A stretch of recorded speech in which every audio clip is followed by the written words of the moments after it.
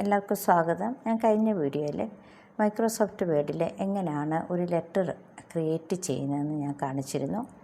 അപ്പോൾ ഇതുപോലൊരു ആർട്ടിക്കിൾ ഞാൻ ടൈപ്പ് അടിച്ച് വെച്ചിട്ട് അതിന് നമ്മൾ കുറേ ഫോർമാറ്റിംഗ് ഒക്കെ നമ്മൾ ചെയ്തിട്ടുണ്ട്. കണ്ട് ഇതുപോലുള്ള ഫോർമാറ്റിംഗ് ഒക്കെ നമ്മൾ ചെയ്തിട്ടുണ്ട്. ഇതാരെങ്കിലും കാണാത്തവരുണ്ടെങ്കിൽ കഴിഞ്ഞ വീഡിയോ കണ്ടിട്ട് മാത്രമേ നമ്മൾ ഈ വീഡിയോ കാണാൻ പാടുള്ളൂ.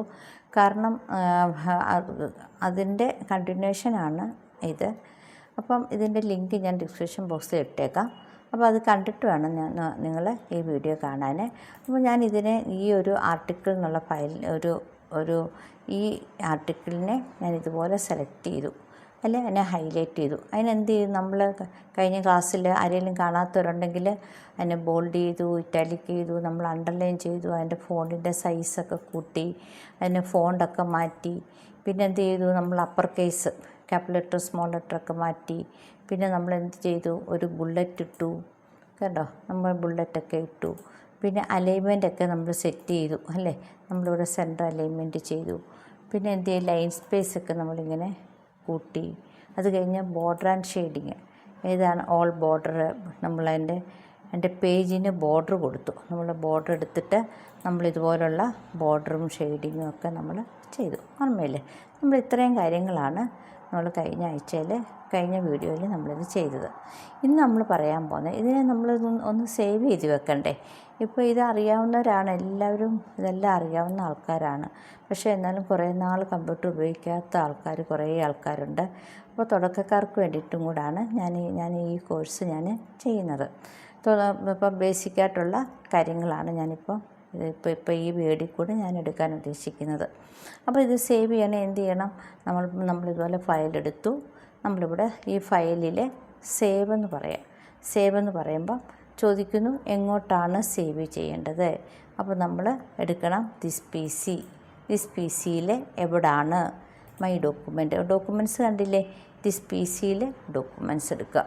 ഡോക്യുമെൻറ്റ്സിൽ നമ്മളിങ്ങനെ ഡോക്യുമെൻറ്റ്സ് എടുത്തിട്ട് അല്ലെങ്കിൽ ഇങ്ങനെ ഡബിൾ ക്ലിക്ക് ചെയ്യുമ്പോഴും ചോദിക്കും എങ്ങോട്ടാണ് സേവ് ചെയ്യേണ്ടത്, ഡെസ്ക്ടോപ്പിലാണോ സേവ് ചെയ്യേണ്ടത്.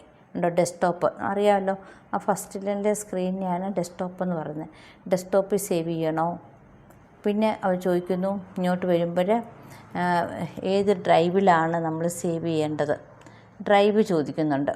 ഇവിടെ വന്നിട്ട് one drive, desktop, this P C എടുക്കണം.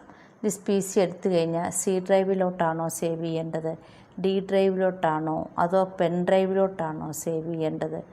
പെൻ ഡ്രൈവ് ആണിത്, കണ്ടോ. അപ്പം പെൻ ഡ്രൈവിലോട്ടാണ് സേവ് ചെയ്യണമെന്നുണ്ടെങ്കിൽ നമുക്ക് പെൻ ഡ്രൈവിൽ സേവ് ചെയ്യാം.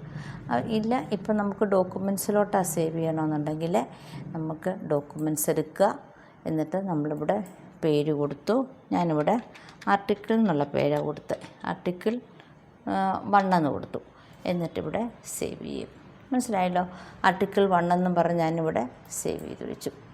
അപ്പോൾ നമ്മളിവിടെ ആ ഒരു ഫയൽ ഇവിടെ ആ പേര് വരും, ആർട്ടിക്കിൾ 1 എന്ന് പറഞ്ഞു. ഇനി നമുക്ക് ഈ ഒരു ഫയൽ വേറൊരു ഫയലായിട്ടാണ് നമുക്ക് സേവ് ചെയ്യണമെന്നുണ്ടെങ്കിൽ ഫയലെടുത്തു, നമ്മൾ എന്തെടുക്കണം, സേവാസ് എന്നെടുക്കണം. സേവാസ് എടുത്തിട്ട് പിന്നെ ദിസ് പി സി എടുത്തിട്ട് നമുക്ക് വേറൊരു ഫയലല്ല, നമുക്ക് PDF ആയിട്ടാണ് സേവ് ചെയ്യേണ്ടത്. ഇത് നമുക്ക് വേർഡ് ഡോക്യുമെൻറ്റിലല്ല സേവ് ചെയ്യേണ്ടത്, ഇത് നമുക്ക് PDF ആയിട്ട് സേവ് ചെയ്യണമെന്നുണ്ടെങ്കിൽ ഇവിടെ കൊണ്ടുവച്ചിട്ട് നമ്മൾ PDF എന്ന് കണ്ടില്ലേ, ഇവിടെ PDF എന്ന് എടുക്കുക. എന്നിട്ട് നമുക്ക് വേറൊരു പേര് കൊടുക്കാം. ഇവിടെ നമ്മൾ ആർട്ടിക്കിൾ 2 എന്ന് കൊടുക്കാം. ആർട്ടിക്കിൾ 2. അപ്പോൾ ഇത് നമ്മൾ എടുക്കുന്നത് PDF ആയിട്ടാണ് സേവ് ചെയ്യുന്നത്. നമ്മളിവിടെ വന്നു, ദിസ് പി സി എടുത്തു, എന്നിട്ട് ഇവിടെ ഏതെടുക്കണം, PDF എടുത്തു. എന്നിട്ട് ഇവിടെ ആർട്ടിക്കിൾ എന്നുള്ളത്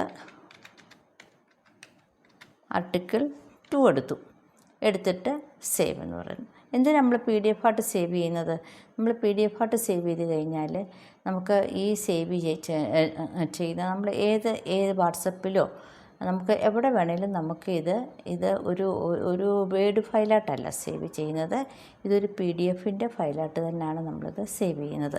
അപ്പോൾ ഇതിൻ്റെ അലൈൻമെൻറ്റ്സ് ഒന്നും നമുക്ക് മാറ്റാൻ പറ്റത്തില്ല.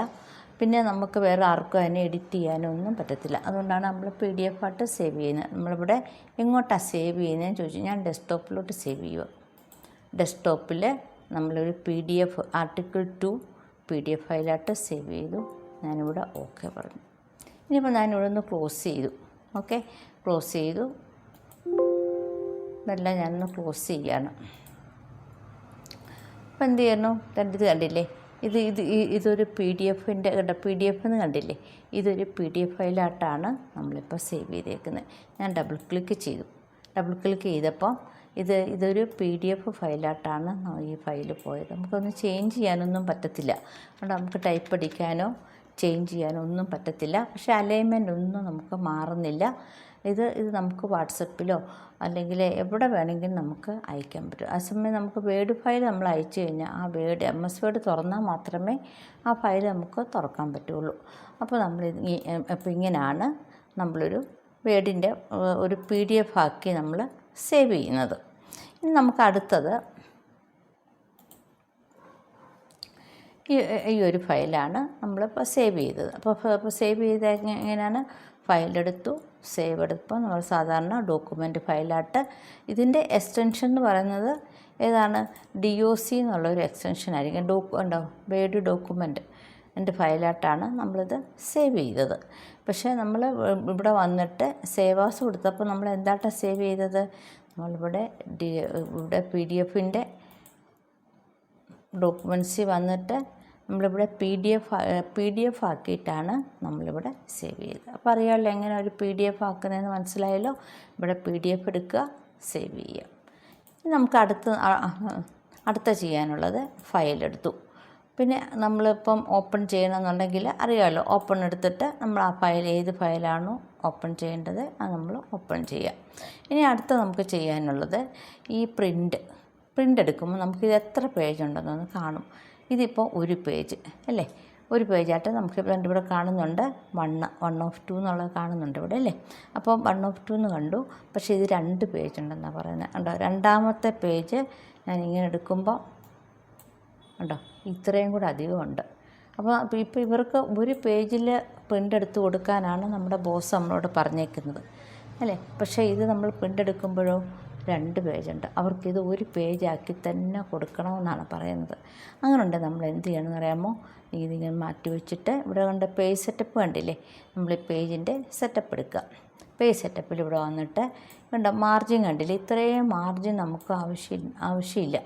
ഇത്രയും മാർജിൻ്റെ ആവശ്യം നമുക്ക് ഇല്ല. ടോപ്പ് മാർജിൻ അപ്പോൾ നമ്മളിവിടെ വന്നിട്ട് ടോപ്പ് മാർജിൻ ഒരു 1/2 ഇഞ്ച് കൊടുക്കാം. ഇവിടെ നമ്മളല്ലെങ്കിൽ 0.5 അങ്ങ് അടിച്ചു കൊടുത്താലും മതി. 0.5 ഇവിടെ നമ്മൾ 0.5 ഇല്ലേ, നമ്മളിവിടെ വന്നിട്ട് ഇവിടെ വന്ന് ഇങ്ങനെ ക്ലിക്ക് ചെയ്യുക. ഇങ്ങനെ ക്ലിക്ക് ചെയ്ത് കഴിഞ്ഞാൽ 0.5 ആയി. എന്നിട്ട് ഇവിടെ വന്നിട്ട് ഓക്കെ. ഇപ്പോൾ കണ്ടോണം നമുക്ക് ഇതിപ്പോൾ 1/2 കൊണ്ട് ഒരു സ്വല്പം കൂടെ മേലോട്ട് കയറാനുണ്ട്. അപ്പോൾ നമ്മൾ 0.5 എന്നുള്ളത് വേണമെന്നുണ്ടെങ്കിൽ ഒരു പോയിൻറ്റും കൂടെ നമുക്ക് വേണമെങ്കിൽ ഒന്ന് കുറയ്ക്കാൻ പറ്റും.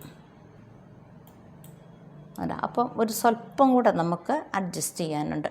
അങ്ങനെയുണ്ടെങ്കിൽ നമ്മൾ എന്ത് ചെയ്യണം? നമ്മൾ എവിടെയെങ്കിലും ഒരു സ്പേസ് ഉണ്ട്. അപ്പോൾ നമുക്കിങ്ങനെ സ്പേസിൻ്റെ ഒരു പ്രശ്നമാണ് ഇനിയിപ്പോൾ ഉള്ളത്. അപ്പോൾ ഞാനിപ്പോൾ ചെയ്യുന്ന എന്താണ്, ഈ സ്പേസിൻ്റെ ഇതിനെ കുറച്ച് സ്പേസ് നമ്മൾ ഇത് ഒരുപാട് സ്പേസ് ആയിട്ടുണ്ട്. അപ്പോൾ ഇത് എത്രയാണ്? 36 ആണ്. അത്രയും സ്പേസ് കുറച്ചിട്ട് ഡബിൾ ക്ലിക്ക് ചെയ്തിട്ട് നമ്മളെല്ലാത്തിനെയും സ്പേസ് കുറച്ച് കഴിഞ്ഞാൽ നമുക്ക് എന്താവും? അത് 1 പേജിലോട്ട് ആയിക്കോളും. ഒരു സ്വല്പ സ്ഥലം കൂടെ നമുക്ക് കിട്ടിയാൽ മതി. കണ്ടോ? അപ്പോൾ നമുക്കിത് ഓട്ടോമാറ്റിക്കായിട്ട് നമുക്ക് നോക്കാമല്ലോ. ഫയലെടുത്ത് പ്രിൻ്റ് എടുത്ത് കഴിഞ്ഞാൽ ഇപ്പോൾ എന്തായി? 1 പേജ്. ഇങ്ങനെ നമുക്ക് ഒരു പേജാക്കി മാറ്റാൻ പറ്റും. ഇനി അത് കഴിഞ്ഞ് നമുക്ക് ഈ ബോർഡറൊന്നും വേണ്ടാന്ന് വിചാരിക്കുക. നമ്മളിപ്പോൾ ബോർഡറൊക്കെ ഇട്ടു. നമുക്ക് ചിലപ്പോൾ ബോസിന് ഈ ബോർഡറൊന്നും ആവശ്യമില്ല, അവർ പറഞ്ഞ ബോർഡറിൻ്റെ ഒന്നും ആവശ്യമില്ലെന്ന് പറയുവാണെങ്കിൽ എന്ത് ചെയ്യണം? നമ്മളിവിടെ നിന്ന് ക്ലിക്ക് ചെയ്യുക, ബോർഡർ ആൻഡ് ഷെയ്ഡിങ് എടുക്കുക, പേജ് ബോർഡർ എടുത്തിട്ട് ഇവിടെ പോയിട്ട് ഏറ്റവും മേളിൽ വന്നിട്ട് നണ്ണെന്ന് പറയണം. അപ്പോൾ ഇവിടെയും വന്ന് നണ്ണെന്ന് പറയുകയാണെങ്കിൽ നമുക്ക് ആ ബോർഡർ അങ്ങ് പോയി. കണ്ടോ, ബോർഡർ അങ്ങ് പോയി. ഇനിയും വിചാരിക്കുകയാണ് ഈ ചെയ്ത ഫോർമാറ്റൊന്നും അവർക്ക് ആവശ്യമില്ല എന്ന് പറയുന്നവർ. അങ്ങനെ പറയുകയാണെങ്കിൽ പിന്നെ നമ്മൾ എന്ത് ചെയ്യാം? എല്ലാം ഇങ്ങനെ ഹൈലൈറ്റ് ചെയ്തിട്ട് ഞാൻ ഇവിടെ കണ്ടില്ലേ, ക്ലിയർ ഫോർമാറ്റിംഗ് കണ്ടില്ലേ, ക്ലിയർ ഓൾ ഫോർമാറ്റിംഗ് ഇവിടെ ഒന്ന് ക്ലിക്ക് ചെയ്യുമ്പോഴത്തേന് നമ്മൾ ആ ചെയ്ത എല്ലാ വർക്കുകളും കണ്ടോ, ആ ചെയ്ത വർക്കുകളെല്ലാം ഏതെടുത്തപ്പോഴാണ് പോയത്, ക്ലിയർ ഫോർമാറ്റിംഗ് എന്നുള്ള എടുത്തപ്പോഴാണ് നമുക്ക് ആ വർക്കുകളെല്ലാം നമുക്ക് പോയി കിട്ടിയത്. ഇനി അടുത്ത് നമുക്ക് എന്ത് ചെയ്യണം, നമ്മൾ ഇവിടെ വന്നു പ്രിൻ്റ് എടുക്കുക. ചിലപ്പോൾ നമുക്ക് കുറച്ചുകൂടെ അടിക്കാൻ പറ്റുന്നുണ്ട്, ഒരു സ്വല്പം കൂടെ നമുക്ക് അടിക്കണമെന്ന് പറയുന്നു. അങ്ങനെ ഉണ്ടെങ്കിൽ നമ്മൾ എന്ത് ചെയ്യണം, ഇവിടെ വന്നിട്ട് പേജിന് സെറ്റപ്പ് എടുക്കുക. എന്നിട്ട് പേപ്പർ കണ്ടില്ലേ, പേപ്പർ എടുത്തിട്ട് നമ്മളിവിടെ പേപ്പർ സൈസ് എന്നുള്ളത് ഇപ്പം A4 സൈസ് പേപ്പറാണ് ഇപ്പം നമ്മുടെ ഇരിക്കുന്നത്. ഏതാണ് വിഡ്ത്ത് ഇത്രയും, ഹൈറ്റ് ഇത്രയും. ഇപ്പോൾ നമുക്ക് സ്ഥലമുണ്ട്, കുറച്ചുകൂടെ അടിക്കാനുണ്ട്. അങ്ങനെ ഉണ്ടെങ്കിൽ നമ്മൾ പേപ്പറിൻ്റെ സൈസ് ലീഗലാക്കിയിട്ട് ഓക്കെ എന്ന് പറയുവാണെങ്കിൽ നമുക്ക് കുറേ കൂടെ നമുക്ക് കണ്ടോ, കുറേ കൂടെ അടിക്കാനുള്ള സ്ഥലം നമുക്ക് കിട്ടും. അതേസമയം നമ്മൾ ലീഗലാക്കിയില്ല, നമുക്കിവിടെ വന്നിട്ട് സാധാരണ പേപ്പറാണ്, ലീഗലാക്കിയോ, ലീഗൽ എന്നിട്ട് ഓക്കെ ഉണ്ട്. അപ്പോൾ നമുക്ക് കുറച്ചുകൂടെ ഇത്രയും കൂടെ അടിക്കാനുള്ള സ്ഥലം നമുക്ക് കിട്ടി, കണ്ടില്ലേ. അങ്ങനെ നമുക്ക് ഏതെങ്കിലും സമയത്ത് കൂടുതലായിട്ട് ടൈപ്പൊക്കെ അടിക്കണമെന്നുണ്ടെങ്കിൽ നമ്മുടെ പേപ്പറിൻ്റെ സൈസ് നമുക്ക് വ്യത്യാസം ചെയ്യാം. സാധാരണ ഒരു ലെറ്റർ അടിക്കണമെന്നുണ്ടെങ്കിൽ നമ്മൾ ലെറ്റർ എടുക്കുക, അതിന് 8.5 and 11 ആയിരിക്കും. ഓക്കെ പറയുമ്പോൾ ഇത് സാധാരണപ്പെട്ട ഒരു ലെറ്റർ അടിക്കുന്നതാണ്. നമ്മൾ എന്ത് പറയുന്നത്, അപ്പോൾ പേജ് സെറ്റപ്പിൽ നമ്മൾ എന്തൊക്കെ പറഞ്ഞു, മാർജിൻ എങ്ങനെയാണ് സെറ്റ് ചെയ്യുന്നത്, left top margin, left margin, bottom മാർജിന്, റൈറ്റ് മാർജിനൊക്കെ സെറ്റ് ചെയ്യുന്നത് നമ്മളെങ്ങനെയാണെന്ന് പറഞ്ഞു. പിന്നെ അടുത്ത് എന്ത് പറഞ്ഞു, പേപ്പറിൻ്റെ സൈസൊക്കെ എങ്ങനെയാണ് ഇവിടെ ലെറ്റർ എന്ന് പറഞ്ഞാൽ എന്താണ് 8.5 and 11 ആണ്. അതേസമയം ലീഗലാകുമ്പോഴോ 8.5 and 14 ആണ്. അപ്പോൾ നമുക്ക് കുറച്ചുകൂടെ ടൈപ്പ് പിടിക്കാൻ പറ്റും. ഇനി നമുക്ക് ഏതെങ്കിലും സമയത്ത് ഇത് പോർട്രേറ്റായിട്ട് തിരിച്ച് പ്രിൻ്റ് എടുക്കണമെന്ന് പറഞ്ഞു കഴിഞ്ഞാൽ ഇതിപ്പോൾ അതിൻ്റെ ആവശ്യമില്ല. നമ്മളിവിടെ പോർട്രേറ്റാണ്, ഇത് ഓറിയൻറ്റേഷൻ. നമ്മളിവിടെ ലാൻഡ്സ്കേപ്പ് എടുത്തു കഴിഞ്ഞാൽ പേപ്പർ കണ്ടില്ലേ, ഇങ്ങനെ പ്രിൻ്റ് എടുത്ത് വരും. ചിലപ്പോൾ നമുക്ക് സ്റ്റേറ്റ്മെൻറ്റൊക്കെ അടിക്കണമെന്നുണ്ടെങ്കിൽ തിരിഞ്ഞ് പ്രിൻ്റ് എടുക്കേണ്ടി വരും. അങ്ങനെ ഉണ്ടെങ്കിൽ നമ്മൾ പേജ് സെറ്റപ്പ് എടുത്തിട്ട് എന്ത് പറയണം, ലാൻഡ്സ്കേപ്പ് പറയണം. ഇപ്പോഴത്തെ നമ്മുടെ ഈ ലെറ്ററിന് പോർട്രേറ്റാണ് ഇപ്പോൾ നമുക്ക് വേണ്ടുന്നത്. ഓക്കെ അല്ലേ, മനസ്സിലായില്ലേ. അപ്പോൾ പോർട്രേറ്റായി, ലാൻഡ്സ്കേപ്പായി. പിന്നെ എന്താണ്, നമുക്ക് ഏതെങ്കിലും സമയത്ത് നമ്മളിവിടെ വന്നു, നമ്മുടെ ഫയലെടുത്തു. അപ്പോൾ ഫയലെടുത്തപ്പോൾ നമുക്ക് എന്തൊക്കെ പഠിച്ചിട്ടുണ്ട്, ന്യൂ വെച്ചാൽ പുതിയൊരു ഫയൽ തുറക്കുക, ഓപ്പൺ ചെയ്യുക. പിന്നെ ഷെയർ എന്ന് പറയുമ്പോൾ നമ്മൾ ഇമെയിലായിട്ട് നമ്മൾ ഈ ഫയൽ ചിലപ്പോൾ നമുക്ക് ഇമെയിലായിട്ടോ വല്ല നമുക്ക് സെൻഡ് ചെയ്യണമെന്നുണ്ടെങ്കിൽ നമുക്ക് ആ ഒരു ഷെയർ എന്നുള്ള എടുത്ത് വെച്ചാൽ മതി. പിന്നെ ഇൻഫോ എന്ന് പറഞ്ഞു കഴിഞ്ഞാൽ അതിൻ്റെ അർത്ഥം ഈ ഒരു ഇൻഫർമേഷൻ, നമ്മുടെ ഈ ലെറ്ററിൻ്റെ ഇൻഫർമേഷനാണ്. എത്ര സൈസുണ്ട്, എത്ര ഇതിൻ്റെ ടൈറ്റിൽ എന്താണ്, ടൈറ്റിൽ ഒന്ന് കമൻറ്റ് കൊടുക്കാം, എന്നാണ് ഇത്, ഏത് ഡേറ്റിലാണ് ടൈപ്പ് അടിച്ചത്, അതിനെപ്പറ്റിയുള്ള ഒരു ഇൻഫർമേഷൻ കൊടുക്കുന്നതിനാണ് എന്ത് പറയുന്നത്, ഇൻഫോ എന്ന് പറയും. സേവ് ചെയ്യുന്നത് നമ്മൾ സേവ് ചെയ്യാനും, സേവാസ് എന്ന് പറയുന്നത് നമ്മൾ വേറൊരു ഫയലായിട്ട് സേവ് ചെയ്യുന്നതിനാണ്.